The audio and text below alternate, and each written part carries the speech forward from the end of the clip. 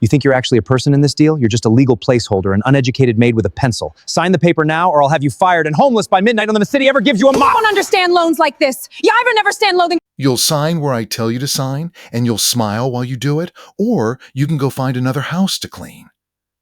Kevin Reynolds did not lower his voice when he said it. He wanted the room to hear.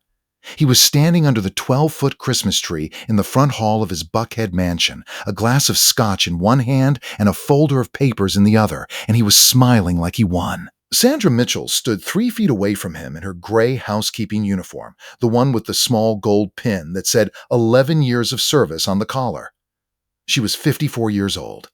She had ironed the tablecloth that 30 of his guests were now eating dinner off of in the next room. And now he wanted her name on a piece of paper worth $340,000. "It's just a formality, Sandra," Kevin said, loud enough for the caterers near the kitchen door to hear him. "You sign, the bank funds it, and I make every single payment myself.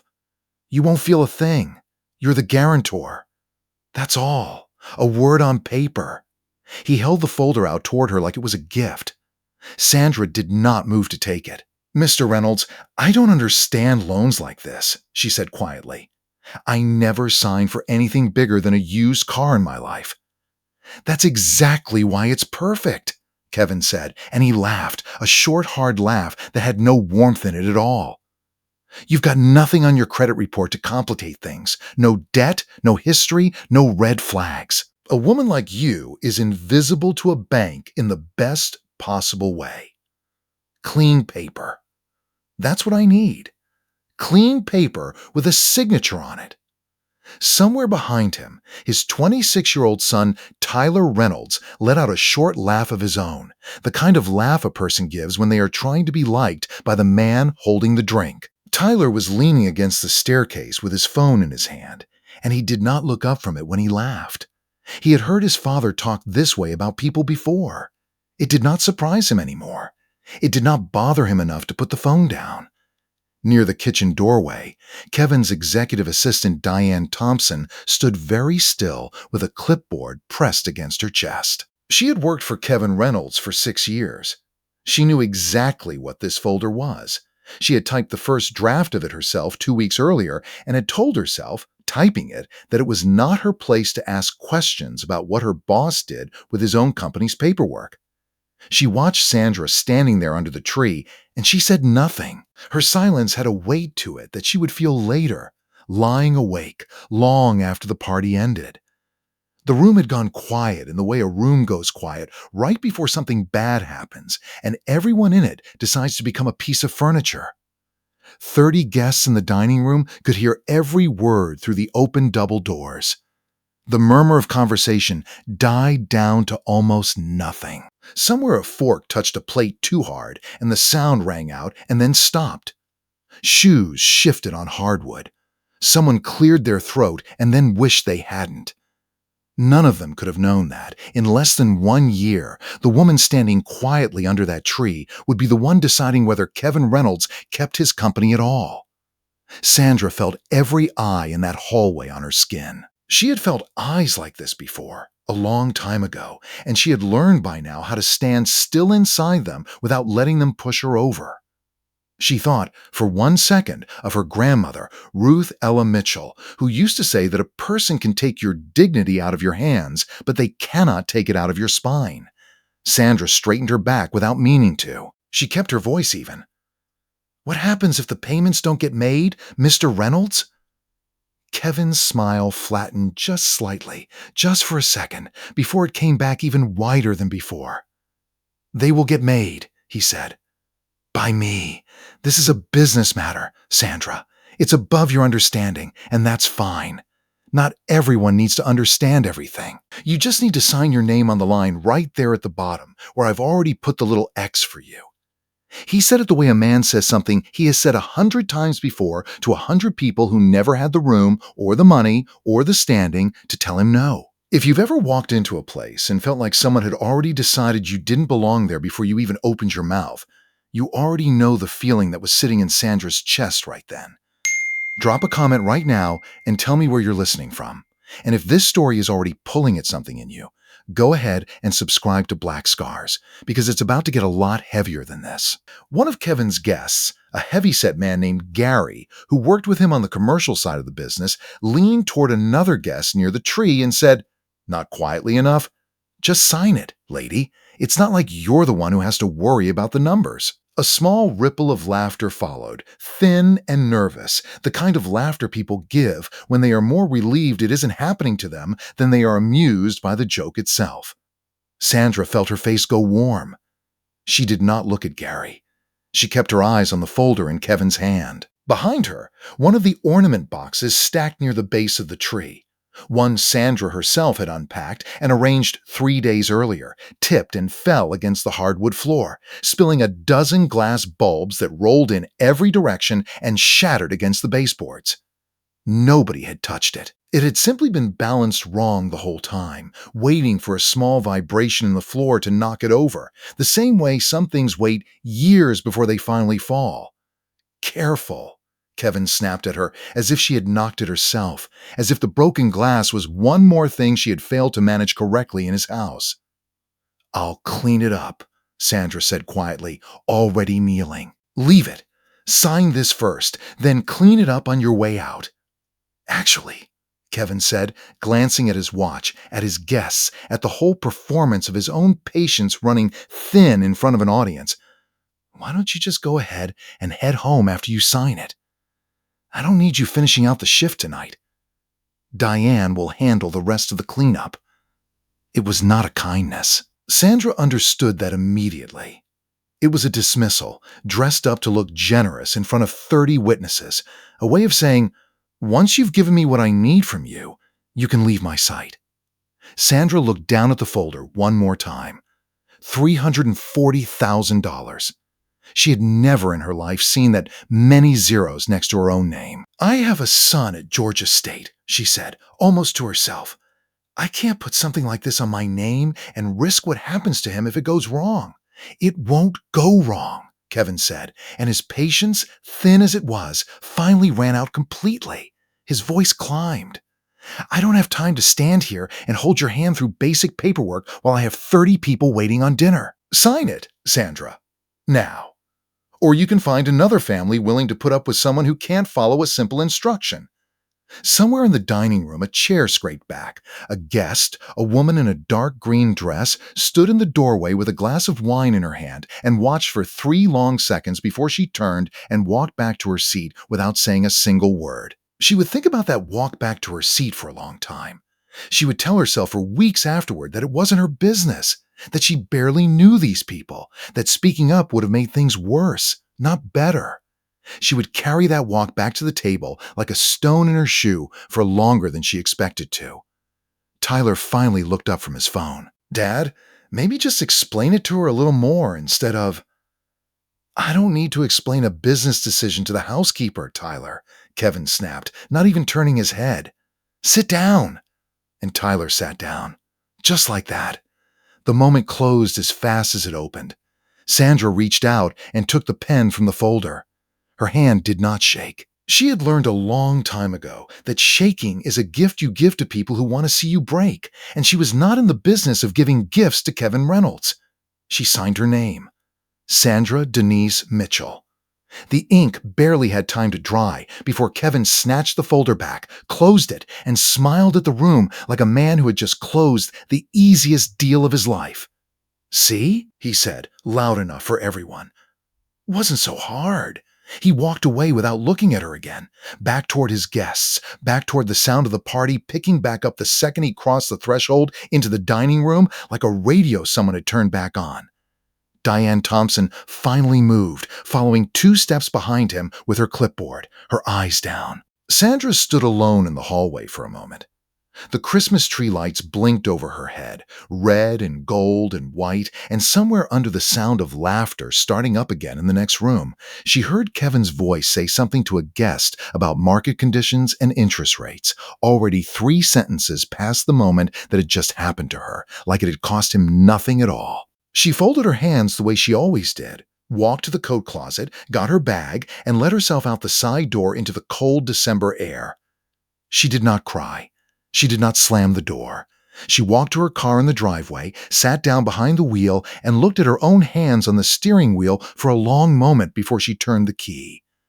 11 years she had worked in that house. 11 years of holidays spent cleaning up after someone else's family instead of her own. And in one hallway, under one tree, in front of 30 strangers, Kevin Reynolds had made her sign her name to something worth more money than she had earned in the last decade combined, and he had called it a formality. She drove home in silence. She did not turn on the radio. She thought about her grandmother the whole way, the way she always did when something heavy sat on her chest, and she thought about the sentence Ruth Ella Mitchell used to say to her when she was young, and the world had already started teaching her what it felt like to be talked down to. They can make you small in a room, baby.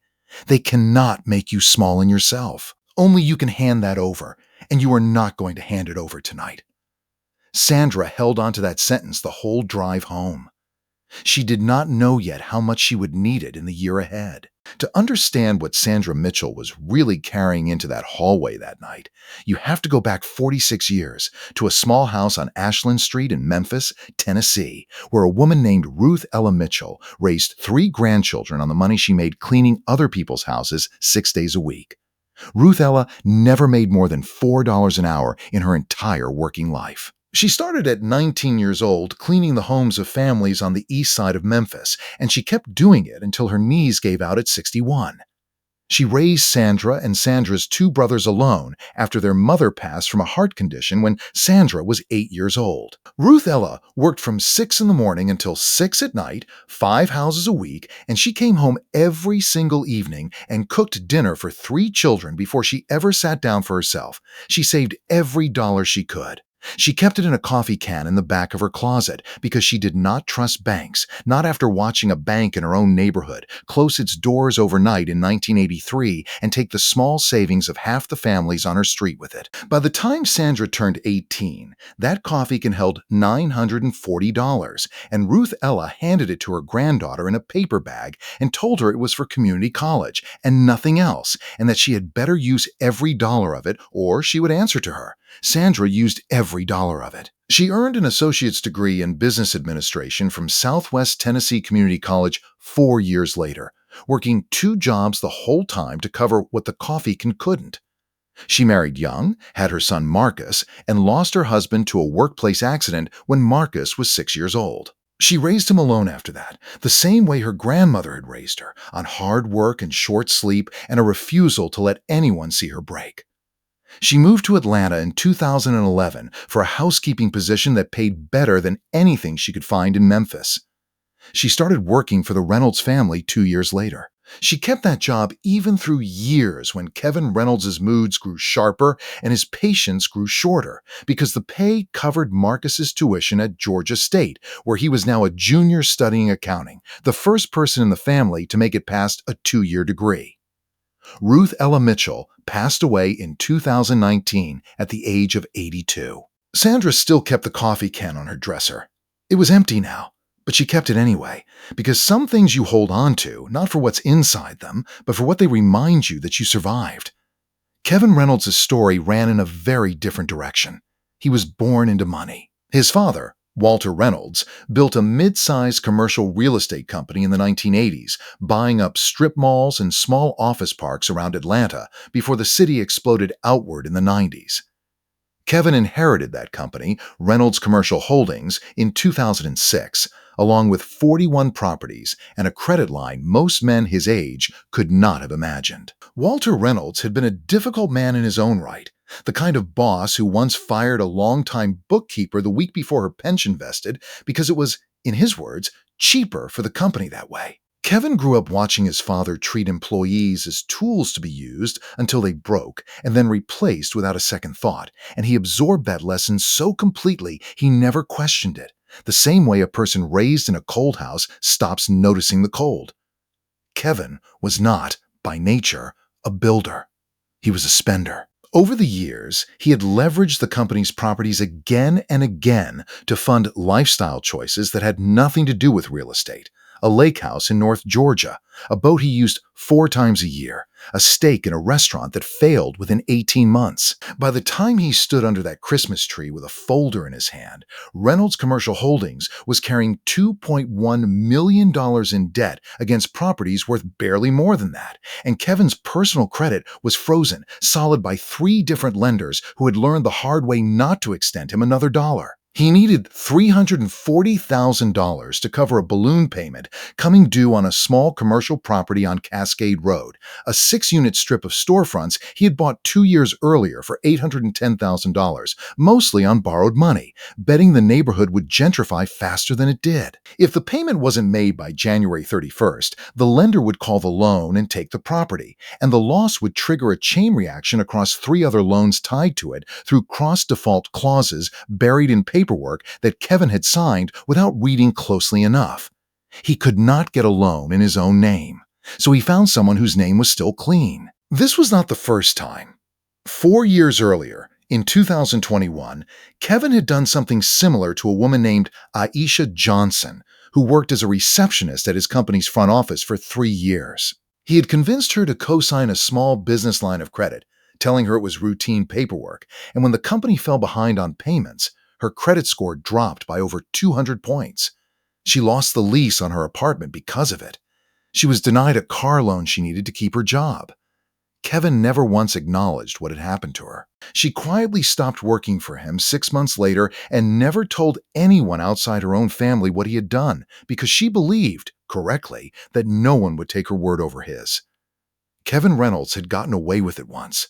He believed, standing under his own Christmas tree with a glass of scotch in his hand, that he was about to get away with it again.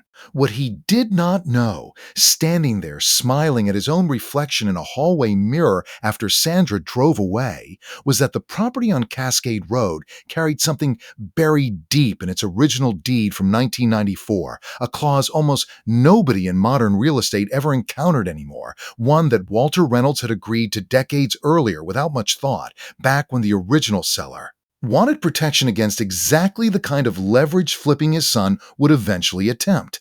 The clause stated that if the named borrower on the secured loan against the property personally satisfied the full loan balance within 36 months of origination, ahead of any refinance by the original equity holder, that borrower would receive a recorded ownership interest in the underlying property equal to the percentage of the loan they had personally paid down. Kevin's lawyer had missed it during due diligence. Kevin himself had never read past the second page of any contract in 15 years. It sat there in the county deed records, waiting. Sandra Mitchell had no idea that clause existed either, not on the night she signed her name. But she was about to start paying attention to every single dollar that moved in connection with that loan, and that attention was going to change everything. Something had shifted in Sandra the moment she pulled out of the Reynolds driveway that December night. It wasn't anger exactly. It was something quieter and more permanent than anger. It was the feeling of a woman who has decided she is done being surprised. The very next morning, before her shift started, Sandra drove to a small credit union branch on Cascade Road and asked to speak with someone about a loan that had just been opened in her name. The man who came out to meet her was named James Carter, a bank manager in his early 40s who had worked at that same branch for 9 years and prided himself on knowing most of his regular customers by their first name.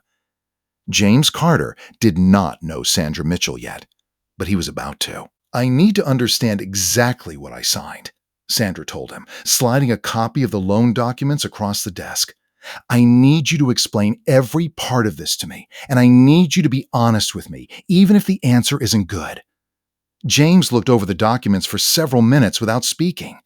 When he looked back up, his expression had changed. "Mrs. Mitchell, this loan is in your name only. You're not listed as a co-signer or a guarantor here.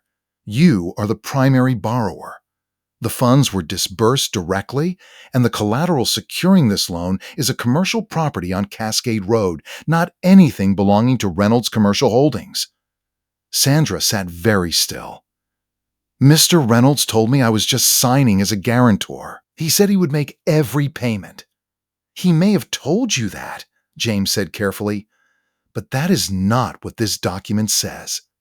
Legally, right now, Today, you are on the hook for $340,000, and your name, not his, is what the bank will come after if payments stop. For a moment, Sandra could not speak at all. Something cold moved through her chest, and she thought of Marcus, of his tuition, of the small apartment they shared, of everything that could be taken from underneath both of them because of a signature she had given under pressure in a stranger's hallway. "What can I do?" she finally asked. James leaned forward. "First, I want you to write down, right now, exactly what he said to you when he asked you to sign this. Word for word if you can remember it. Second, I want you to know that Georgia is a one-party consent state, which means if you ever end up in a conversation with Mr. Reynolds about this loan again, you are legally allowed to record it without telling him. That's not legal advice, that's just a fact, and you should talk to an actual attorney about what to do with anything you record. Third, and I want you to really hear this part, you are not required to let this loan default just because he told you he'd handle it. You have options. This account is yours. You can make decisions about it that he can't stop." Sandra left the bank that day with a single sheet of paper on which she had written, in her own careful handwriting, every word she could remember Kevin Reynolds saying to her under that Christmas tree. She kept that paper folded inside her Bible on her nightstand, and every night, for the next several weeks, she added one more detail she remembered until the page was full on both sides. She did not tell Kevin what she knew. She kept working in his house every day, dusting his shelves, ironing his shirts, listening. 3 weeks later, in early January, Kevin called her into his home office and handed her an envelope. "First payment's due soon," he said, barely looking up from his laptop. "I need $4,200 moved from the loan account by the 15th. Don't worry about it. I'm handling everything on my end. I just need you to authorize the transfer since the account's technically yours." Sandra had her phone in her apron pocket. She had learned, by then, to keep it there, recording, every time she walked into that office. "Where is the money going, Mr. Reynolds?" "It's going where it needs to go, Sandra. Cascade Road property, the balloon payment, like I told you. This is exactly what we discussed. You told me you would make every payment yourself." Kevin finally looked up, irritated. "I am making the payment. I need you to authorize it because it's your account. That's how this works. You don't need to understand the mechanics of it. Just do what I'm asking." "I want to understand the mechanics of it," Sandra said quietly. "It's my name on the loan." Kevin set down his pen with a sharp little click against the desk. "Sandra, I hired you to clean my house, not to question my business decisions. I told you this would be simple. Don't make it complicated." She authorized the transfer that day, but she kept the recording. And she began, quietly, methodically, to do something Kevin Reynolds never expected from her. She started making extra payments of her own. It started small. In February, using $200 she had set aside from a tax refund, Sandra made an additional principal payment directly on the loan, separate from whatever Kevin was funneling through the account. In March, she did it again. $300 this time, money she pulled from picking up 2 extra house cleaning jobs on her Saturdays, jobs Kevin knew nothing about. She kept every receipt. She kept a small notebook, the kind sold for $1.50 at the drugstore, and in it she wrote down every payment, every date, every dollar amount in the same careful handwriting her grandmother had once used to track the contents of a coffee can. She was not entirely sure yet why she was doing it. She told herself it was because she wanted to protect her credit, to shrink the balance as fast as she could in case Kevin's payments ever stopped coming. But there was something else underneath that reason too, something she could not fully name yet. A quiet, stubborn refusal to simply be a name on someone else's paperwork. If her name was going to carry the weight of that loan, she decided, then her name was going to be the one doing the work of paying it down. By June, Kevin's payments from Reynolds Commercial Holdings had started arriving late. In July, one payment bounced entirely, and the credit union sent a notice, addressed to Sandra Mitchell, warning that the account was 31 days past due. Sandra called Kevin that same afternoon. "There's a problem with the payment," she told him. "I know. I know. It's a timing issue on my end. Cash flow. It happens in business. I'll handle it, Kevin said, waving the concern away over the phone the way a person waves away a fly. He did not handle it. In August, another payment was missed. James Carter called Sandra himself this time, his voice careful and kind. Mrs. Mitchell, I want to be straight with you. If we get to 90 days past due, this account is going to move toward default, and that is going to hit your credit very hard. I know this isn't the situation you signed up for, but I need you to understand where things stand. Sandra sat at her kitchen table that night with her notebook open in front of her. She had, by that point, personally paid down $11,400 of the original loan balance through her own extra payments. Money earned from weekend jobs Kevin didn't know existed, money that had come out of her own pocket for a debt that was never supposed to be hers to carry in the first place. $11,400 was 3.35% of the original $340,000 loan. She did not know yet what that percentage would come to mean. But she kept going. What none of them could have known, not Kevin, not Sandra, not even James Carter behind his desk at the credit union, was that a woman named Diane Thompson had started keeping her own quiet records too. Diane had typed the original loan paperwork. She had heard Kevin on the phone in his office more times than she could count, talking about using Sandra's clean credit the way another man might talk about using a spare tool from a drawer.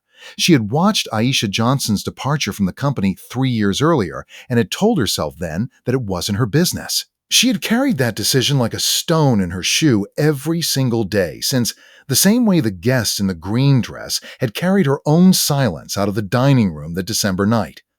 In September, Diane made a choice she had never let herself make before. She quietly printed copies of 3 internal emails from Kevin's account, emails where he explicitly referred to Sandra's loan as a way to buy us breathing room without touching my own credit exposure, and she mailed them anonymously to Sandra Mitchell's home address on Delow Drive, with no note attached, no return address, nothing but the documents themselves inside a plain white envelope. Sandra opened that envelope on a Tuesday evening in September, sitting at her kitchen table with a cup of tea going cold beside her, and she read Kevin Reynolds' own words, describing exactly what he had done to her in his own handwriting, sent through his own company email account. She sat with those pages for a long time before she picked up her phone and called a name James Carter had given her back in January, an attorney named Michelle Harris, who took cases involving predatory lending and identity misuse on a payment plan for people who couldn't afford much up front.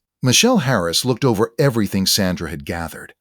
The recorded conversations, the handwritten notes from the night of the party, the emails from the anonymous envelope, and the notebook tracking every extra payment Sandra had personally made toward the loan. And she told Sandra something that made her sit up straight in her kitchen chair for the first time in 9 months. Mrs. Mitchell, based on what you've shown me about that original deed on the Cascade Road property and the amount you've personally paid down on this loan, I think you may have an ownership claim building here that Kevin Reynolds does not know exists. I want to pull the county deed records myself before I say anything more. But you need to keep doing exactly what you've been doing. Keep paying. Keep documenting. Don't tell him anything yet. For the first time in almost a year, Sandra Mitchell drove home from a difficult conversation feeling something other than dread. She still didn't know exactly what was coming.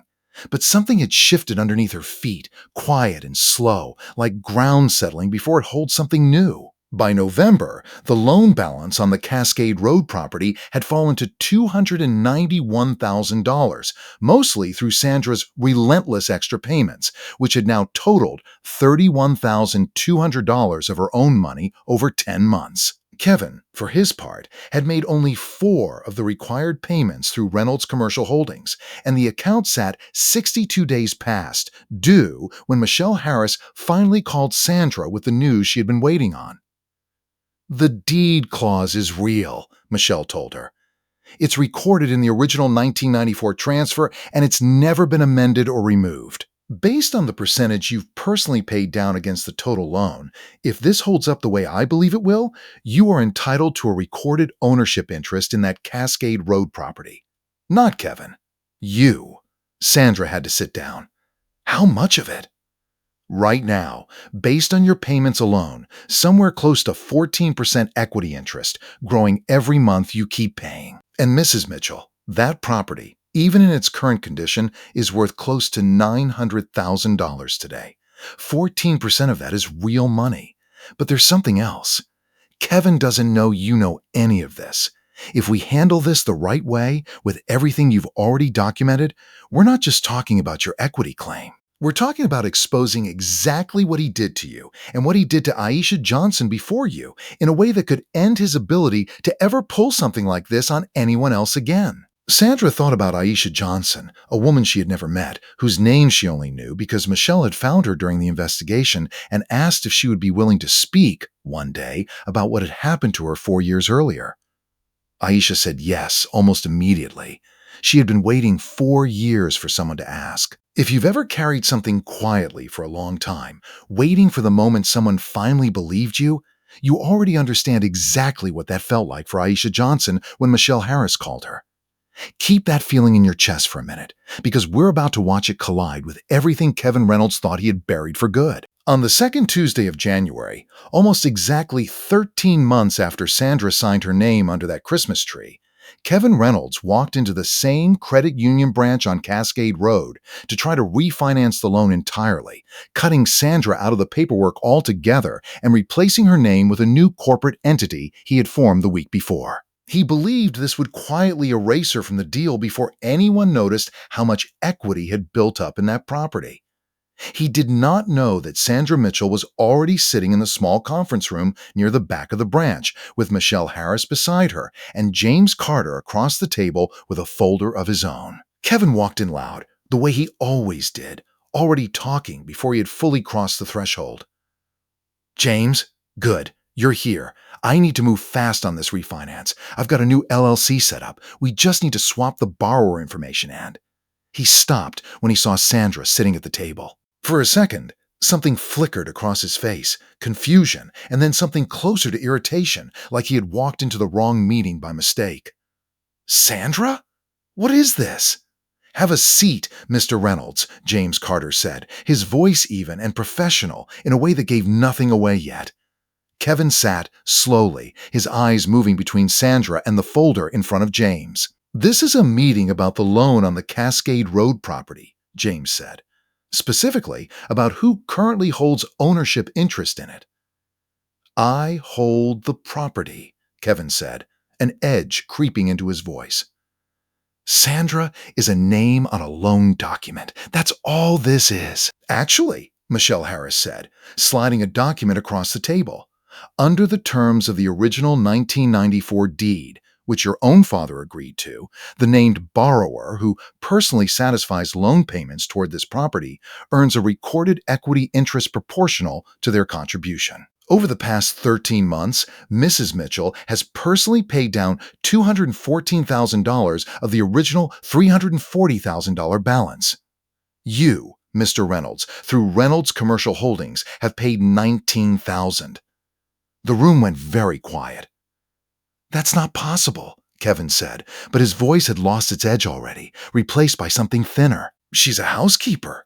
Where would she get that kind of money?" "From a second job," Sandra said. It was the first thing she had said since he walked in. "2 of them, actually. Every Saturday, for over a year, while you told me not to worry about it because you had it handled." Kevin's jaw tightened. He looked at James. "This is absurd. I'll fight this." "You're welcome to," Michelle said calmly. "But I'd also like you to look at this." She slid a second folder across the table. Inside, it were printed copies of the emails Diane Thompson had mailed anonymously months earlier, along with a transcript of the recorded conversation from Kevin's office in January, where he had told Sandra not to worry about the mechanics, just to authorize the transfer.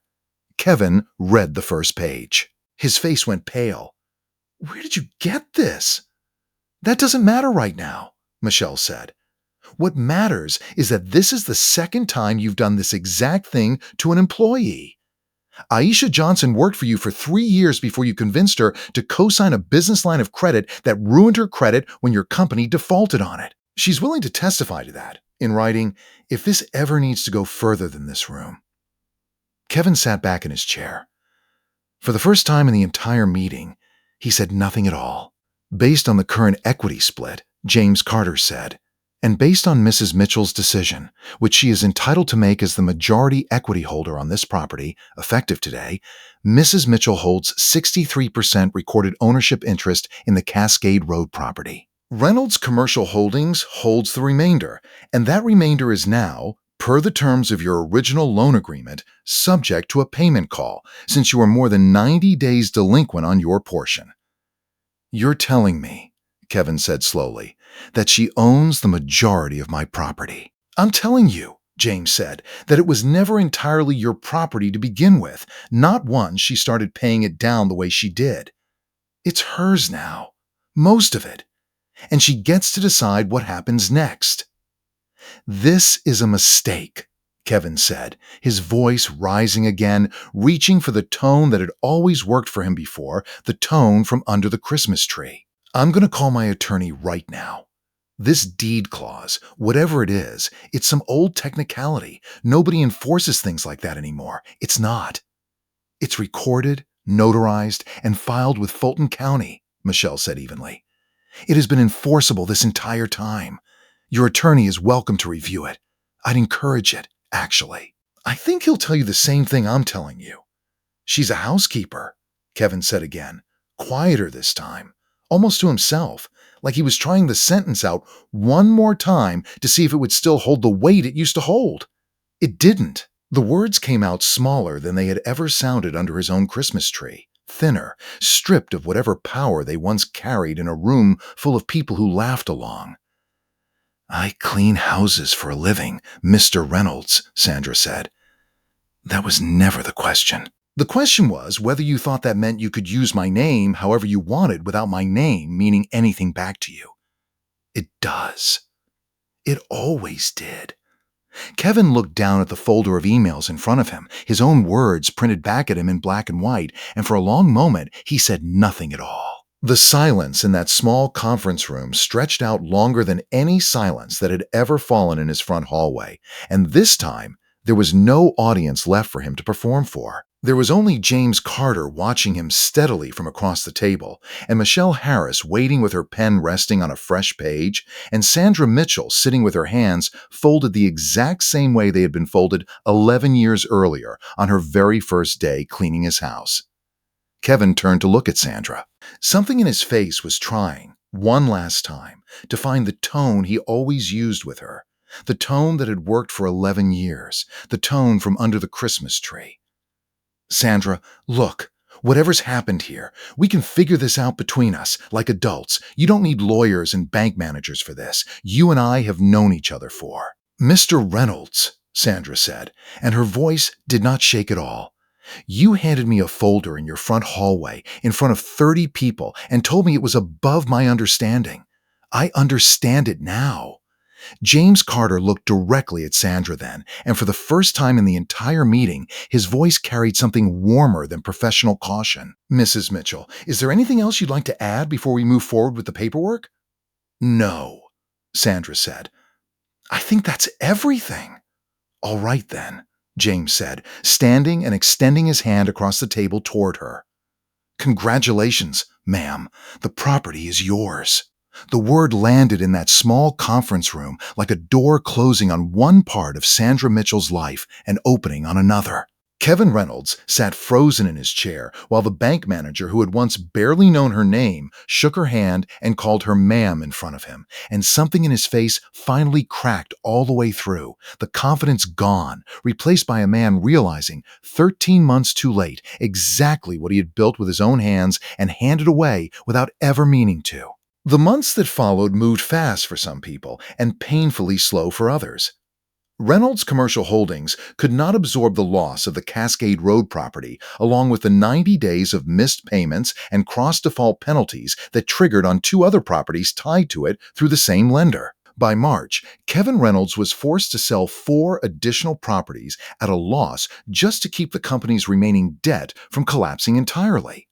Word moved quickly through Atlanta's real estate circles, the way word always does among people who have spent years smiling at each other across boardroom tables while keeping score underneath. 3 lenders who had once extended him credit without asking many questions stopped returning his calls. A regional business journal ran a short piece that spring detailing the equity dispute on Cascade Road, and though it never used the word fraud outright, it did not need to. Anyone who read between the lines understood exactly what had happened. Aisha Johnson filed a formal complaint with the State Attorney General's Consumer Protection Division that same spring, supported by the documentation Michelle Harris helped her organize. Kevin Reynolds settled with her before the case ever reached a courtroom, paying her $41,000 to resolve the damage his earlier loan had done to her credit and her ability to rent an apartment in her own name for 3 straight years. It was not a criminal conviction, but it was, for the first time, a record on paper with his name attached to it that could never fully be erased again. By the following winter, Kevin Reynolds had sold his Buckhead mansion. He now managed a self-storage facility off Interstate 285, a job his father-in-law helped him get after the divorce went through. His days consisted of unlocking gate codes for tenants and processing late payment notices for units filled with other people's furniture, a strange, quiet echo of a life he used to look down on from much higher up. He rarely spoke about Reynolds' commercial holdings anymore. Most days, according to people who still knew him, he simply did his job and went home. Tyler Reynolds, his son, chose a different path than the one his silence at the party seemed to promise. 6 months after that meeting at the credit union, Tyler reached out to Sandra directly, awkward and unsure of how to say what he needed to say. He apologized for laughing that night under the tree. He told her he had been ashamed of himself for a long time and hadn't known what to do with the shame except carry it around quietly. He asked if there was anything he could do. Sandra, who had no obligation at all to forgive him, told him the truth that the best thing he could do was become a person who spoke up the next time he saw someone being treated the way she had been treated that night, instead of laughing along because it was easier. Tyler took a volunteer position the following year with a legal aid organization in Atlanta that helped low-income clients review loan and lease documents before they signed them. It was small. It was not enough to undo what had happened. But it was something, and it was more than nothing, and Sandra noticed the difference. Diane Thompson never told anyone, including Sandra, that she was the one who mailed that anonymous envelope. But 2 years later, when a new executive at a different company Diane worked for tried something similar with a junior employee, pressuring her to co-sign paperwork she didn't fully understand, Diane did not stay quiet the way she had before. She pulled the young woman aside privately and told her, plainly, to get everything in writing and to talk to a lawyer before she signed anything at all. It cost Diane a strained relationship with that executive. She did it anyway. The woman in the green dress, the guest who had walked back to her seat that December night without saying a word, ran into Sandra by accident at a grocery store on Cascade Road nearly 2 years later. She recognized her immediately and, without being asked, apologized for standing silent in that dining room doorway while it happened. She said she thought about that night more than she expected to. Sandra told her she appreciated her saying so, and meant it, though she also told her, gently, that the moment that mattered most wasn't the apology 2 years later. It was the choice a person made in the room while it was still happening. The woman nodded and said she understood, and the next time she witnessed something similar happen to a coworker months later at a job entirely unrelated to any of this, she did not walk away. She said something. And Sandra Mitchell, with her recorded ownership of the Cascade Road property, now generating steady rental income from all 6 storefront units, did something her grandmother, Ruth Ella, would have recognized immediately as exactly the kind of thing she had spent a lifetime hoping for without ever quite having the resources to do herself. Sandra used a portion of that income to establish a small scholarship fund through Georgia State University, specifically for children of domestic workers, housekeepers, and home care aides, the kind of students who often carried their family's entire hope for something better on their own shoulders, the same way Sandra once had.